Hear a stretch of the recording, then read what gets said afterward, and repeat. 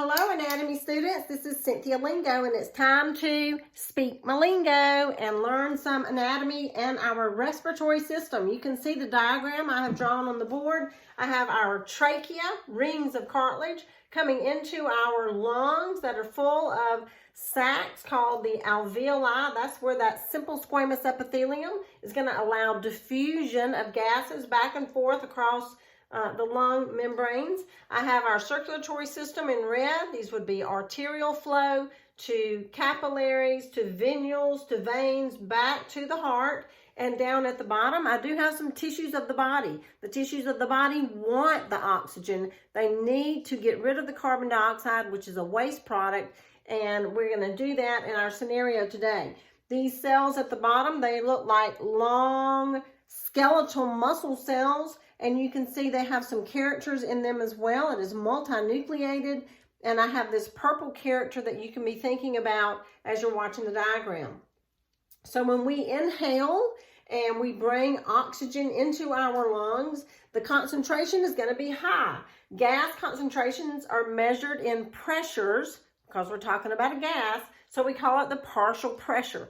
Partial pressure of oxygen in this scenario is going to be coming in at 104 millimeters of mercury. So that's coming into my lungs through simple diffusion from a high concentration to a low concentration. That oxygen is going to diffuse across these sacs and enter into the capillary system.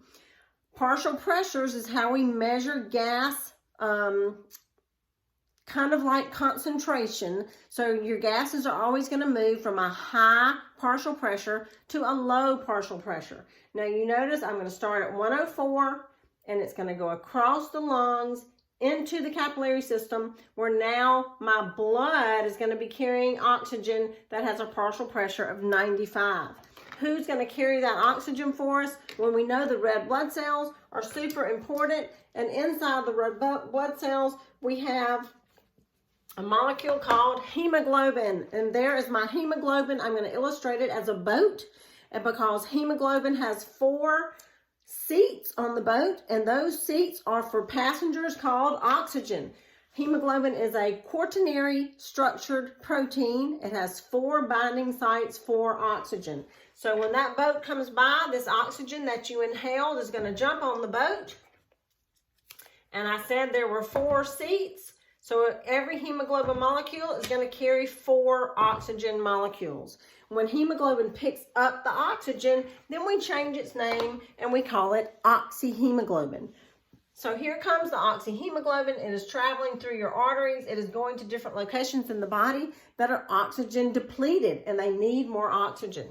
I'm arriving at the skeletal muscle. The skeletal muscle, notice, is a PO2 of only 40. Now my bloodstream has a PO2 of 95. So that oxygen is going to be released by hemoglobin. That is a reversible attachment. So it is going to be released and go from a high concentration or a high partial pressure to a low partial pressure. So hemoglobin is going to get off of the boat now, and it is going to head into the skeletal muscle.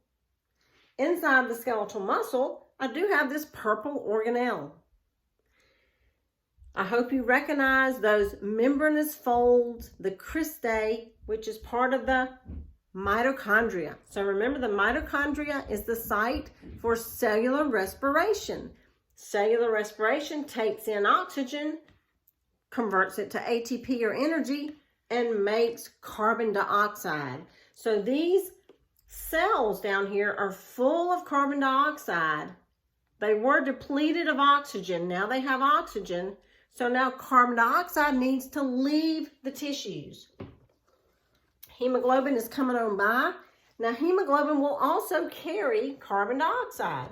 So carbon dioxide decides it's going to jump on the boat in those 4 seats that are available and be carried back to the lungs to be expelled. Notice my PO2 and my muscle cells was 40 over here. Once it gained my oxygen, it is now 95. Carbon dioxide has gotten onto the hemoglobin molecule, and now we're going to call it carbaminohemoglobin. So that kind of makes sense. Carbaminohemoglobin. carbaminohemoglobin. It's traveling back to the heart because now it needs to exhale the carbon dioxide and pick up more oxygen. Notice my PO2 in the veins has dropped. It is only 40 because remember I left my oxygen back here in the skeletal muscle. And so when we return to the lungs, it is going to be ready to release that carbon dioxide out of the lungs. When hemoglobin carries the carbon dioxide, a chemical reaction occurs. Carbon dioxide in the bloodstream is going to combine with oxygen and form carbonic acid. Carbonic acid immediately dissociates and forms bicarbonate and H+ ions. Ding, ding, ding. H+ ions, that makes an acidic solution. An acidic solution like a pH of 4 or 3 or 2, right? The lower the number, the more acidic.